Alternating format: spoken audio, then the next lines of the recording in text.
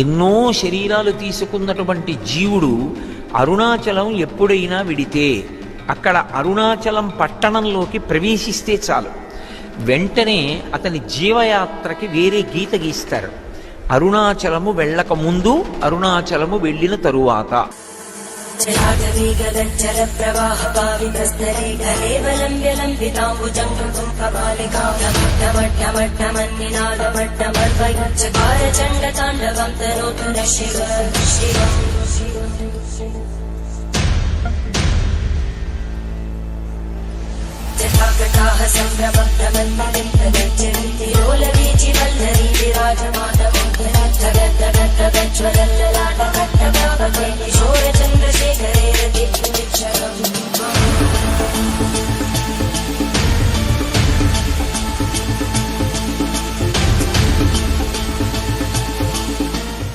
అనంత spiritual world కి స్వాగతం.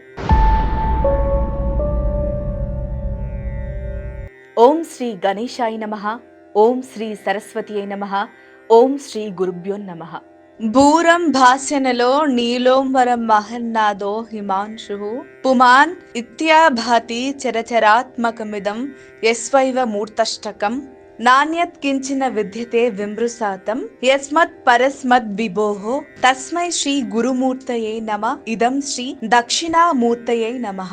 జగద్గురు ఆదిశంకరాచార్య చెప్పిన దక్షిణామూర్తి స్తోత్రంలో ఒక పాదం ఉంది. దీని అర్థం ఏంటంటే, అంతటా నిండి నిబిడీకృతమైన శివ చైతన్యం కంటికి కనబడే విధంగా అష్టమూర్తి తత్వంగా ప్రకాశిస్తుందని అర్థం.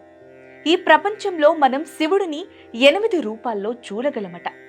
ఆయన తత్వమంతా 8 అంకె మీదే నడుస్తుందట. పృథ్వీ, ఆపస్తేజో, వాయు, ఆకాశములు, పంచభూతాలు, ఈ 5తో పాటు సూర్య, చంద్రులు, జీవుడు, ఈ 8 శివస్వరూపాలు.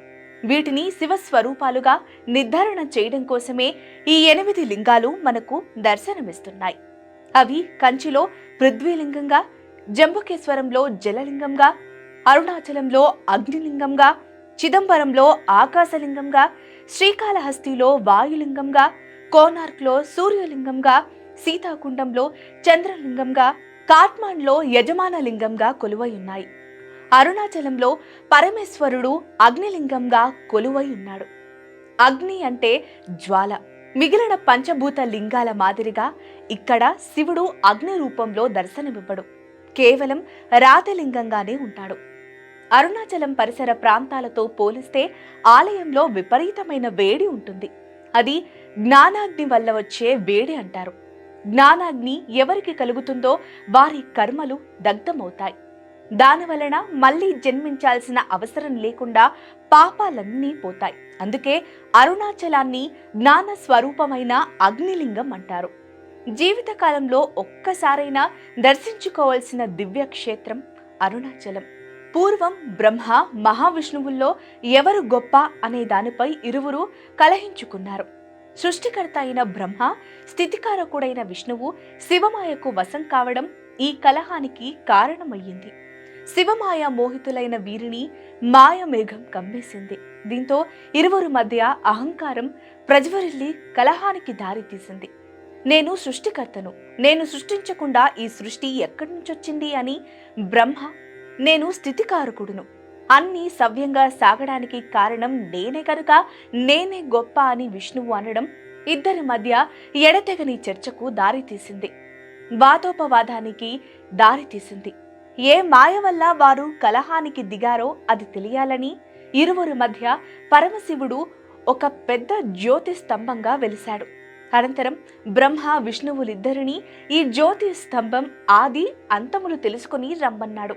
వరాహమూర్తి అయి శ్రీ మహావిష్ణువు జ్యోతిర్లింగం ఆదిని తెలుసుకోవడానికి భూమిని తవ్వుకుంటూ పాతాళలోకం దాటి వెళ్ళిపోగా, పైన ఉన్న కొన భాగాన్ని తెలుసుకోవడానికి హంసనెక్కి చతుర్ముఖ బ్రహ్మ ఊర్ధ్వముఖానికి వెళ్లారట. అలా కొన్ని వేల దివ్య సంవత్సరములు వారు ప్రయాణం చేశారు. బ్రహ్మకు అలసట రావడంతో ఓ చోట ఆగిపోయారట. ఆ సమయంలో పైనుంచి పడుతున్న ఒక మొగలి పువ్వును పట్టుకుని అడిగారట, నువ్వు ఎక్కడి నుంచి వస్తున్నావని. అప్పుడు మొగలి పువ్వు, నేను శివుడి తలపై నుంచి కింద పడుతున్నా అని సమాధానమిచ్చింది. ఈ శివలింగం పైభాగం ఇంకెంత దూరం ఉందని ఆ కేతకి పుష్పాన్ని బ్రహ్మ అడగగా అందుకు అది సమాధానమిస్తూ నేను ఇలా పట్టం మొదలుపెట్టి కొన్ని వేల దివ్య సంవత్సరములు అయ్యిందని చెప్పిందట. ఆద్యంతరహితమైన శివలింగాన్ని కనుక్కోలేక మొగలు పువ్వుతో బ్రహ్మ ఈ విధంగా అన్నాడు. శివలింగం పైభాగం నుంచి నేను నిన్ను తీసుకొచ్చానని శివుడికి చెప్పాలి అనడంతో అందుకు ఆ కేతకీ పుష్పం అంగీకరించింది. అప్పుడే అక్కడికొచ్చిన కామధేనువును కూడా సాక్ష్యం చెప్పాల్సిందిగా బ్రహ్మ కోరాడు. దీంతో ఆ రెండింటినీ తీసుకుని పరమశివుడి వద్దకు చేరాడట బ్రహ్మ. అప్పటికే మాయమేఘం విడిపోయిన శ్రీ మహావిష్ణువు తాను ఈ లింగం మాదని కనుక్కోలేకపోయానని నిజం ఒప్పుకున్నాడు. అయితే అగ్నిలింగం ఆరంభాన్ని తాను చూశానని అందుకు మొగలి పువ్వు కామధేనువులే సాక్షి అని చెప్పాడు బ్రహ్మ. మొగలి పువ్వు అవును అని సమాధానమివ్వగా కామధేనువు తలతో అవునని తోకతో కాదు అని సమాధానమిచ్చింది. అందుకు ఆగ్రహించిన శివుడు నువ్వు భూలోకంలో పూజాధికారులు లేకుండా ఉండుగాక అని బ్రహ్మను శపించాడు. అసత్యాన్ని పలికిన మొగలి పువ్వును పూజకు పనికిరావని సగం నిజం సగం అబద్ధం చెప్పిన ఆవు ముఖానికి పూజ లేకుండా కేవలం పృష్ఠానికి మాత్రమే పూజలందుకుంటావని శపించాడు. ఆనాడు అలా వెలిసిన అగ్ని స్తంభాన్ని బ్రహ్మ ప్రార్థన చేశాడట. మా అహంకారం పోయింది. అసలు పరబ్రహ్మ స్వరూపమేదో ఆధ్యాంతములు లేనిదేదో తెలిసింది. ఇక్కడ ఇదే స్వరూపంతో వెలిసిన మీరు భూలోకంలో అజ్ఞానాన్ని పోగొట్టేందుకు అరుణాచలంలో అగ్నిలింగం అన్న పేరుతో భక్తులను అనుగ్రహించాలని ప్రార్థన చేశారు. ఆ కారణంతోనే పరమశివుడు అరుణాచలంలో అగ్నిలింగంగా వెలిశాడు. అరుణాచలం ఎందరో సిద్ధ పురుషులకు ఆలవాలం. దేవతలు కూడా ఎప్పుడూ ప్రదక్షిణ చేస్తుంటారు. పర్వతం మొత్తం శివస్వరూపం. అరుణాచలంలో ఒక మినహాయింపు ఉంది. ఆ పర్వతం చుట్టుపక్కల 24 మైళ్ళ దూరం దాని తేజస్సు పడుతుంది. అక్కడ ఏ దీక్ష అవసరం లేదట. పర్వత గుహలో దక్షిణామూర్తి అరుణాచలం పర్వతం లోపల మధ్యలో ఓ పెద్ద గుహ ఉందట. అక్కడ ఓ పెద్ద మర్రి చెట్టు ఉందని, దాని కింద దక్షిణామూర్తి స్వరూపుడై సిద్ధయోగిగా పరమశివుడు ఇప్పటికీ కూర్చొని ఉంటాడని నమ్మకం. అయితే అక్కడకు వెళ్లాలని ప్రయత్నించిన వారు తీవ్ర ఇబ్బందులు ఎదుర్కొని చివరకు వెనుదిరిగి వచ్చేశారు. అలా దక్షిణామూర్తిని దర్శించాలని బయలుదేరి వెనుదిరిగిన వారిలో రమణ మహర్షి కూడా ఉన్నారు. అరుణాచలం పరమ సత్యమైన క్షేత్రం. శివుడు లింగ రూపంలో ఆవిర్భవించిన తరువాత అక్కడ నిర్వహించవలసిన పూజాది కార్యక్రమాలు ఎలా చేయాలనే విషయాన్ని ఆయనే నిర్ణయించి గౌతమ మహర్షిని ఆదేశించారట. అరుణాచలంలో ఏ ఏ సేవలుండాలి, ఏ ఆలయాలుండాలి, ఏ పూజలు చేయాలి అని నిర్ణయం చేసిన వారు గౌతమ మహర్షి. ఈ క్షేత్రానికి కాలభైరవుడు క్షేత్ర పాలకుడు. స్థల వృక్షం ఇప్ప చెట్టు అపితకుచాంబ అనే పేరుతో అమ్మవారు ఇక్కడుంటారు. విఘ్నేశ్వరుడు, సుబ్రహ్మణ్య స్వామి, పాతాళలింగం కూడా దర్శనమిస్తాయి. గిరి ప్రదక్షిణ. అరుణాచల క్షేత్రంలో ప్రత్యేకంగా చెప్పుకోవాల్సినది, చేయవలసినది గిరి ప్రదక్షిణ. ప్ర అంటే పాప సంహారం, ద అంటే కామ్య సిద్ధి, క్షి అనగా జన్మరాహిత్యం, ఈ అనగా జ్ఞాన మార్గంలో ముక్తి. ఈ ప్రదక్షిణ మొత్తం దూరం 14 కిలోమీటర్లు. దీనిని చెప్పులు లేకుండా చేయాలి. ఆధ్యాత్మిక సాధన చేయాలనుకునేవారు గిరి ప్రదక్షిణ చేయాలని రమణ మహర్షులు అంటారు. 43 కోణాలున్న శ్రీచక్రాకారం ఉన్నది కనుక దీనిని సుదర్శనగిరి అని కూడా అంటారు. అరుణాచలం ఒక బ్రహ్మానంద నిలయం. కొండపై ఉన్న గుహలన్నీ తపోవనాలు. కొండంతా నిండిన అనేక దివ్య ఔషధ వృక్షాలు సాధకుడికి శారీరక ఆరోగ్యాన్ని అనుగ్రహిస్తాయి. కలియుగంలో అనాథ ప్రేత సంస్కారం చేసిన వారికి ఒక అశ్వమేధ యాగం ఫలితం లభిస్తుంది. అటువంటి 100 అశ్వమేధ యాగాల ఫలితం కేవలం ఒక్క గిరి ప్రదక్షిణ చేయడం వలన లభిస్తుంది. ఈ 14 కిలోమీటర్ల గిరి ప్రదక్షిణ 2 చోట్ల నుంచి మొదలు పెడుతూ ఉంటారు. ఒకటి అరుణాచలేశ్వర ఆలయం నుంచి, రెండోది రమణ మహర్షి ఆశ్రమం వద్ద నుంచి. గిరి ప్రదక్షిణ ఎక్కడి నుంచి మొదలు పెట్టామో తిరిగి అక్కడికొచ్చి పూర్తి చేయాలి. ముందుగా మనం గణపయ్యని తలుచుకొని అరుణాచల దేవాలయం రాజగోపురం ముందు ఉన్న అలంకారం మండపం నందు దీపం పెట్టి లేదా కర్పూరం వెలిగించి మనసులో స్వామి నాకు ఏది ఇస్తే నేను ఆనందంగా ఉంటానో అదే నాకు ప్రసాదించు అని కోరుకొని శివనామ స్మరణ చేస్తూ దారిలో వచ్చే దేవాలయాలను దర్శించుకుంటూ ప్రదక్షిణ మొదలు పెట్టాలి. గిరి ప్రదక్షిణ చేసేటప్పుడు సాధ్యమైనన్ని సార్లు గిరికి నమస్కరిస్తూ ఓం అరుణాచల శివనామాన్ని స్మరిస్తూ చేస్తూ వెళ్ళాలి. గిరి ప్రదక్షిణ కేవలం మనకు ఎడమ వైపున మాత్రమే చెయ్యాలి. ఎందుకంటే కుడివైపు దేవతలు, సిద్ధులు అదృశ్య రూపంలో గిరికి ప్రదక్షిణ చేస్తుంటారు కాబట్టి మనం వారికి ఎదురుగా వెళ్ళకూడదు. ముందుగా మనం చేరుకునేది ఇంద్రలింగం. ఇది ఆలయానికి సమీపంలోనే ఉంటుంది. ఇంద్రలింగం అరుణగిరికి తూర్పు దిక్కున ఉంటుంది. దీనిని ఇంద్రుడు ప్రతిష్ఠించాడు. ఈ క్షేత్రానికి శుక్రుడు మరియు సూర్యుడు ఆది దేవతలు. ఇంద్రలింగాన్ని పూజించడం వల్ల ఉద్యోగపరంగా అత్యున్నత స్థాయి మరియు దీర్ఘాయువు లభిస్తుంది. ఓం అరుణాచలేశ్వరాయ నమః.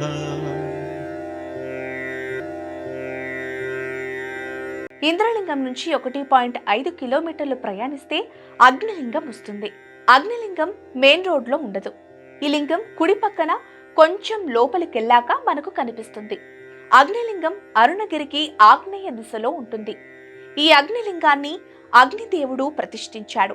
ఈ క్షేత్రానికి అధిదేవత చంద్రుడు. ఈ అగ్నిలింగాన్ని పూజించటం వల్ల ఆపత్కాల ప్రతికూల పరిస్థితుల నుంచి బయటపడతారు. ఇక్కడి నుంచి 1.7 కిలోమీటర్లు ప్రయాణిస్తే యమలింగం చేరుకుంటాం. ఓం అరుణాచలేశ్వరాయ నమః. ఓం అరుణాచలేశ్వరాయ నమః. ఓం అరుణాచలేశ్వరాయ నమః. ఓం అరుణాచలేశ్వరాయ నమః. ఓం అరుణాచలేశ్వరాయ నమః. యమలింగం మరియు నైరుతి లింగం. యమలింగం అరుణగిరికి దక్షిణ దిక్కున ఉంటుంది. దీనిని యముడు ప్రతిష్ఠించాడు. ఈ క్షేత్రానికి మంగళుడు అనగా కుజుడు అధిదేవత. ఈ ఆలయంలో అంగారక రుణ విమోచన స్తోత్రం పారాయణం చేస్తే మనకు అద్భుత ఫలితాన్నిస్తుంది. ఈ లింగాన్ని పూజించటం వలన ప్రమాదాలు, అకాల మృత్యువులు కలగకుండా కాపాడుతుంది. ఓం అరుణాచలేశ్వరాయ నమః. ఇక్కడి నుంచి 1.6 కిలోమీటర్లు ప్రయాణిస్తే నైరుతి లింగం చేరుకుంటాం.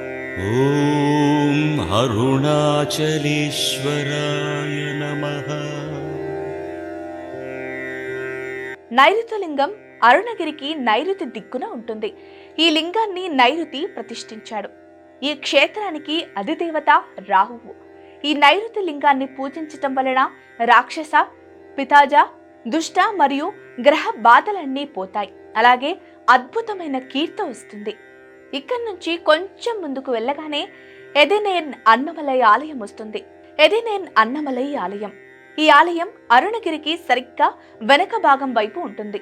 ఆలయం యొక్క ప్రాముఖ్యత ఏమిటి అనగా తమిళ ఉగాది రోజున తొలి సూర్యకిరణాలు నేరుగా శివలింగం మీద పడతాయి. ఓం అరుణాచలేశ్వరాయ నమః. సూర్యలింగం మరియు వరుణలింగం. సూర్యలింగం అష్టలింగాలలోని లింగం కాదు. దీనిని సూర్య భగవానుడు ప్రతిష్ఠించారు. సూర్యలింగం వద్ద ఆదిత్య హృదయ స్తోత్రం కానీ, ఆదిత్య కవచం కానీ, సూర్యునికి సంబంధించిన స్తోత్రాలు ఏవైనా ఒకసారి పారాయణం చేస్తే కొన్ని వేల సార్లు పారాయణం చేసిన పుణ్యం లభిస్తుంది. ఇక్కడి నుంచి కొంచెం ముందుకు వెళితే వరుణలింగాన్ని చేరుకుంటాం. వరుణలింగం అరుణగిరికి పడమర దిక్కున ఉంటుంది. ఈ లింగాన్ని వరుణదేవుడు ప్రతిష్ఠించారు. ఈ లింగానికి అధిదేవత శనీశ్వరుడు. ఈ లింగాన్ని పూజించి అభిషేక జలం స్వీకరిస్తే వ్యాధుల నుంచి ఉపశమనం కలుగుతుంది. అలాగే స్వామివారి విభూతి ప్రదోష కాలంలో పెట్టుకుంటే పాప విముక్తులవుతారు. ఇక్కడి నుంచి కొంచెం దూరం ప్రయాణిస్తే ఆది అన్నమలై దేవాలయం చేరుకుంటాం. ఆది అన్నమలై ఆలయం. గిరి ప్రదక్షిణ చేసేటప్పుడు ఆది అన్నమలై ఆలయాన్ని తప్పకుండా దర్శించండి. అరుణాచలంలో మొట్టమొదటి ఆలయం ఇది. అరుణాచలేశ్వర ఆలయం కంటే కొన్ని వందల ఏళ్ల పూర్వమైనది. చారిత్రక ఆధారాల ప్రకారం 2000 సంవత్సరాల పూర్వమే ఉన్నదని చెబుతున్నారు. ఈ ఆలయాన్ని సాక్షాత్తు బ్రహ్మదేవుడు ప్రతిష్ఠించాడు. ఈ ఆలయం దర్శించడం వలన కోరినా కోరకపోయినా మనకు సకల కోరికలు తీరుతాయి. ఇక్కడి నుంచి కొంచెం దూరం ప్రయాణిస్తే వాయులింగాన్ని చేరుకుంటాం. వాయులింగం మరియు చంద్రలింగం. అరుణగిరికి వాయువ్య దిక్కున వాయులింగం ఉంటుంది. ఈ క్షేత్రానికి అధిదేవత కేతువు. ఈ వాయులింగాన్ని దర్శించడం వలన కేతువుకు సంబంధించిన దోషాల నుంచి విముక్తులమవుతాం. ఓం అరుణాచలేశ్వరాయ నమః. ఇక్కడి నుంచి 0.6 కిలోమీటర్లు ప్రయాణిస్తే చంద్రలింగాన్ని చేరుకుంటాం. చంద్రలింగం అష్టలింగాలలోని లింగం కాదు. దీనిని చంద్రుడు ప్రతిష్ఠించాడు. చంద్రలింగాన్ని దర్శించడం వలన మానసిక స్థిరత్వం మరియు ప్రశాంతత లభిస్తుంది. ఓం అరుణాచలేశ్వరాయ నమః. ఓం అరుణాచలేశ్వరాయ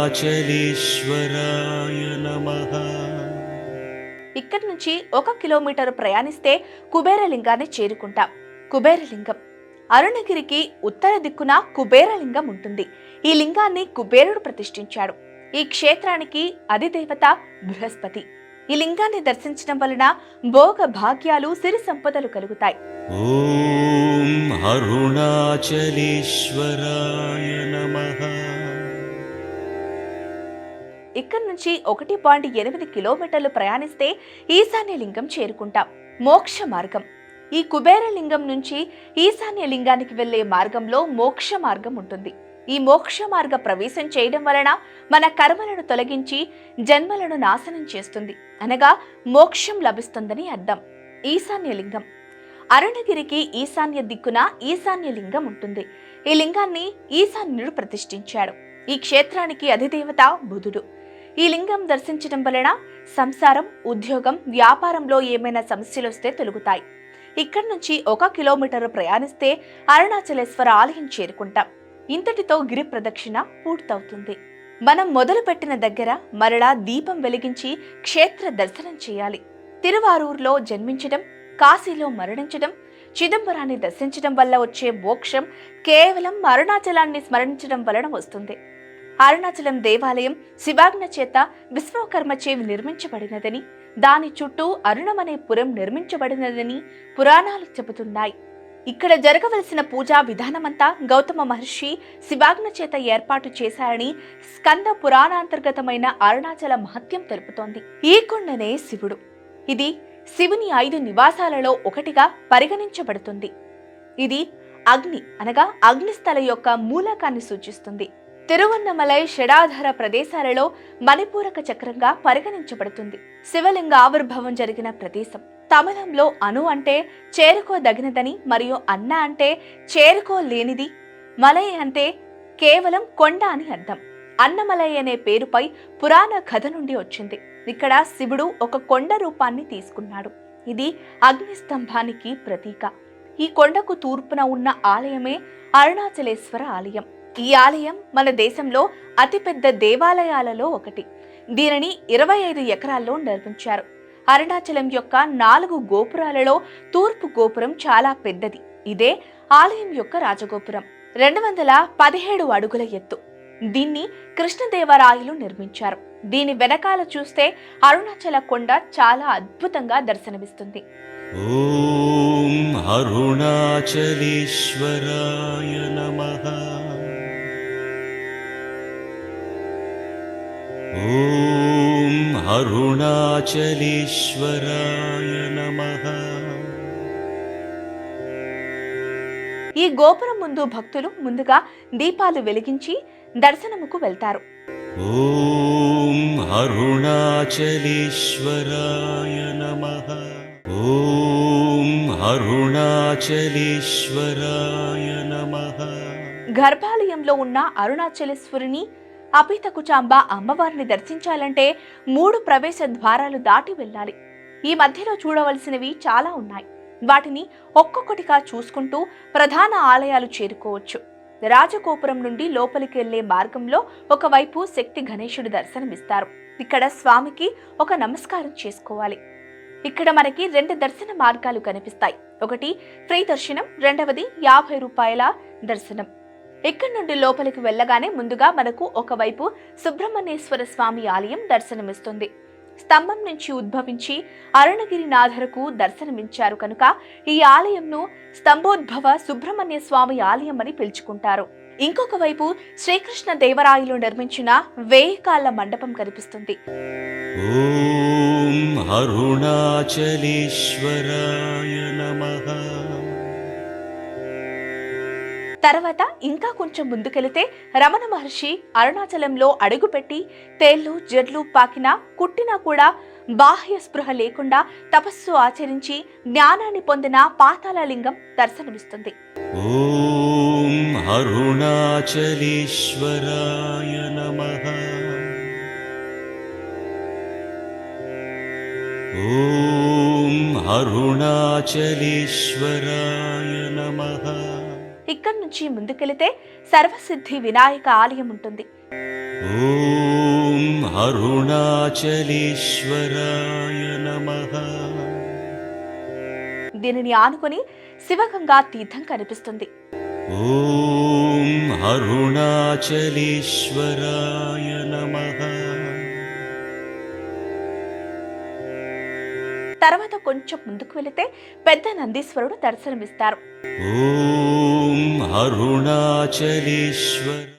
ఈ నంది నుంచి ముందుకెళితే బల్లాల మహారాజు కట్టించిన గోపురం కనిపిస్తుంది. ఓం అరుణాచలే. హోయసల రాజైన బల్లాల మహారాజు గొప్ప శివభక్తుడు. ఆయనకు 2 భార్యలు, సంతానం లేదు. విభూతి ధరించి వచ్చిన వారు ఏం కోరినా ఇచ్చేవాడు. ఈశ్వరుడు ఆ రాజును పరీక్షించదలిచి పెద్ద జంగమ రూపంలో కొంతమంది జంగమ దేవరాలతో రాజు దగ్గరకొచ్చాడు. అతిథి సత్కార్యాలకు దేవదాసులను కోరగా మహారాజు పంపాడు గాని ఒక పెద్ద జంగమ దేవరకు దాసి లేకపోయింది. దీంతో మహారాజు 2వ భార్య చెల్లమ్మ శివభక్తిలో ఎటువంటి లోపం రాకూడదని తానే వెళుతాను చెప్పి జంగమ దేవర గదిలోకి వెళ్లి నిద్రపోతున్న తనను లేపడానికి తాకగానే పసి బాలుడిగా మారిపోయాడు. ఆ బాలుని ఎత్తుకొని మహారాజు కొద్దకు తీసుకురాగా రాజు ఆ బాలుడిని చేతిలోకి తీసుకుపోయేసరికి అంతర్ధానమయ్యి, నీకు బిడ్డలు లేరని బాధపడవద్దు, నేను నీకు కుమారుడను, నీవు చనిపోయిన తర్వాత దహన సంస్కారాలు నేనే చేస్తానని ఈశ్వరుడు వరమిచ్చాడు. తర్వాత బల్లాల మహారాజు తనువు చాలించాక స్వయంగా పరమశివుడే దహన సంస్కారాలు నిర్వహించాడు. ఇప్పటికీ ప్రతి సంవత్సరం రాజు చనిపోయిన రోజున శివలింగం దగ్గరకొచ్చి రాజు మరణ వార్తా పత్రికను చదువుతారు. తర్వాత ఆలయ తలుపులు మూసివేస్తారు. ఉత్సవమూర్తిని పల్లకులో రాజుగారు పరిపాలించిన పల్లికొండ పట్టు తీసుకుని వెళుతారు. అక్కడ ఉత్సవమూర్తికి స్నానం చేయించి బల్లాల మహారాజుకు పిండం పెట్టి తిరిగి ఆలయానికి తీసుకొస్తారు. ఇలా గత 7 శతాబ్దాలుగా పరమేశ్వరుడు తన భక్తునికి తద్దినం పెడుతున్న ఏకైక క్షేత్రం అరుణాచలం. ఈ బల్లాల మహారాజు గోపురం నుండి లోపలికి ప్రవేశిస్తే పురవి మండపం కనిపిస్తుంది. ఓం అరుణాచలేశ్వరాయ నమః. ఒకవైపు కాలభైరవ ఆలయం దర్శనమిస్తుంది. ఓం అరుణాచలేశ్వర. దీనికి ఆనుకొని బ్రహ్మ తీర్థం కనిపిస్తుంది. ఓం అరుణాచలేశ్వరాయ నమః. ఓం అరుణాచలేశ్వరాయ నమః. ఓం అరుణాచలేశ్వరాయ నమః. ఉత్తర దిక్కున ఉన్న గోపురాన్ని అమ్మని నిర్మించారు. ఆమె యోగ శక్తిలో సిద్ధహస్తురాలు. ఈ అమ్మ గోపురం కట్టడానికని ప్రతి ఇంటికి భిక్షాటనకు వెళ్లి తీసుకువచ్చిన ధనంతో ఈ గోపురాన్ని నియమించింది. ఓం అరుణాచలేశ్వరాయ నమః. దీనికి ఎదురుగా దక్షిణ గోపురం ఉంటుంది. దీనిని తిరుమంజనం అని పిలుస్తారు. ఓం తర్వాత చిన్న నందీశ్వరుడు దర్శనమిస్తారు. నమః. దానికి ఎదురుగా కిలి అంటే చిలుక గోపురం కనిపిస్తుంది. ప్రౌఢ దేవరాయల దగ్గర అరుణగిరినాథర్ ఆస్థాన కవిగా ఉండేవాడు. ఇతని కంటే ముందు సంబంధన్ ఆస్థాన కవిగా ఉండేవాడు. అరుణగిరినాథర్ చిన్నతనంలోనే తల్లిదండ్రులను కోల్పోయాడు. ఆయన సోదరి పెంచి పోషించగా వ్యసనపరుడై స్వేచ్ఛగా తిరుగుతుండేవారు. ఒకరోజు ఆమె చాలా బాధపడి నింద చేయడంతో వైరాగ్యం కలిగి బల్లాల మహారాజు కట్టించిన గోపురం పైనుండి దూకి ఆత్మహత్య చేసుకోబోయాడు. పైనుండి కింద పడుతుంటే సాక్షాత్తు శ్రీ సుబ్రహ్మణ్యేశ్వర స్వామివారు అరుణగిరినాథుణ్ణి పట్టుకుని రక్షించాడు. వెంటనే అతను స్వామి స్పర్శతో జ్ఞానం పొంది కవిగా మారి ప్రౌఢ దేవరాయల ఆస్థాన కవి అయ్యాడు. సుబ్రహ్మణ్యేశ్వర స్వామిని ఇతడు వివిధ రకాల పుష్పాలతో పూజ చేసేవాడు. ఒకసారి స్వామిని ఇంకా స్వర్గంలో ఉన్న పారిజాత పుష్పాలతో పూజించాలి అనే కోరిక కలిగింది. అవి తేవడానికి చిలకలోకి పరకాయ ప్రవేశించేసి స్వర్గంలోకి వెళ్ళగానే అరుణగిరినాథర్ ఆస్థాన కవి కావడం సహించలేని సంబంధన్ దీన్ని గుర్తించి పరకాయ ప్రవేశం చేసిన వెంటనే ఆయన శరీరాన్ని కాల్చివేశాడు. దీనితో అరుణగిరినాథర్ చిలక రూపంలోనే ఈ గోపురంపై ఉండి సుబ్రహ్మణ్యేశ్వర స్వామిని సేవిస్తున్నాడని, ఇప్పటికీ పాటలు పాడుతుంటాడని ఇక్కడి వారంటారు. అందుకే దీనికి గుర్తుగా ఈ గోపురంపై చిలుక ఉంటుంది. గోపురం శ్రీ రాజరాజేంద్ర చోళ నిర్మించారు. ఓం అరుణాచలేశ్వరాయ నమః. ఈ గోపురం నుండి లోపలికి ప్రవేశించగానే ప్రధాన ఆలయం కనిపిస్తుంది. ముందుగా మనకు ధ్వజస్తంభం దర్శనమిస్తుంది. ఓం అరుణాచలేశ్వరాయ. తర్వాత నందీశ్వరుడు. ఓం అరుణాచలేశ్వరాయ నమః. ఓం అరుణాచలేశ్వరాయ నమః. ఓం అరుణాచలేశ్వరాయ. ఇంకా లోపలికి వెళితే ఒకవైపు నటరాజస్వామి దర్శనం. ఓం అరుణాచలేశ్వరాయ నమః. తర్వాత శివలింగ ప్రతిష్టలు. ఓం అరుణాచలేశ్వరాయ నమః. ఆ తర్వాత గర్భాలయంలో స్వామి ఆగ్నిలింగం, కానీ రాతి రూప శివలింగంగా స్వామి దర్శనమిస్తారు. ఇక్కడ ఈ గర్భాలయ సమీపంలో విపరీతమైన వేడి ఉంటుంది. ఈ స్వామిని ఎవరు దర్శిస్తారో వారి కర్మలను దగ్ధం చేసి జ్ఞానాన్ని ప్రసాదిస్తాడు. ఓం అరుణాచలేశ్వరాయ నమః. ఓం అరుణాచలేశ్వరాయ నమః. గర్భాలయం వెనుక ఒకవైపు స్వామి అమ్మవారు దర్శనమిస్తారు. ఓం అరుణాచలేశ్వరాయ. ఇక్కడే మనకు వల్లి దేవసేన సమేత శ్రీ సుబ్రహ్మణ్యేశ్వర స్వామి దర్శనమిస్తారు. ఓం అరుణాచలేశ్వరాయ నమః.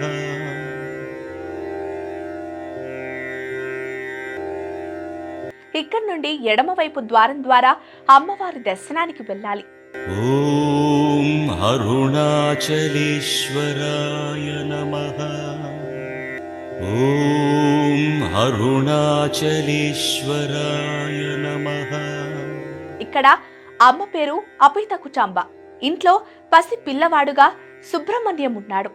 పాల కోసం ఏడుస్తున్నాడు. పిల్లవాడు పాల కోసం ఏడుస్తున్నా సరే అమ్మవారు స్వామిని చేరుకోవాలన్న తాపత్రయంతో పాప పరిహారం చేసుకోవడానికి కాంచీపురం వెళ్లి తపస్సు చేసి అరుణాచలం వచ్చి మహిషాసుర సంహారం చేసి ఖడ్గతీర్థం సృష్టించి అందులో స్నానం చేసి శివలింగ ప్రతిష్ఠ చేసి గిరి ప్రదక్షిణ చేసి స్వామిలో ఐక్యమయ్యింది. కొడుకు కూడా పాలివ్వకుండా భర్త మీద ప్రేమతో ఇంత కష్టపడ్డ దానివి కాబట్టి, కొడుకు చేత కూడా తాకబడని కుచములు ఉన్న తల్లివి కాబట్టి అపితకుచాంబ అన్న పేరుతో నన్ను చేరు అన్నాడు స్వామి. అందుకే ఇక్కడ అమ్మవారిని అపితకుచాంబ అమ్మవారిగా పిలుస్తారు. ఓం అరుణాచలేశ్వరాయ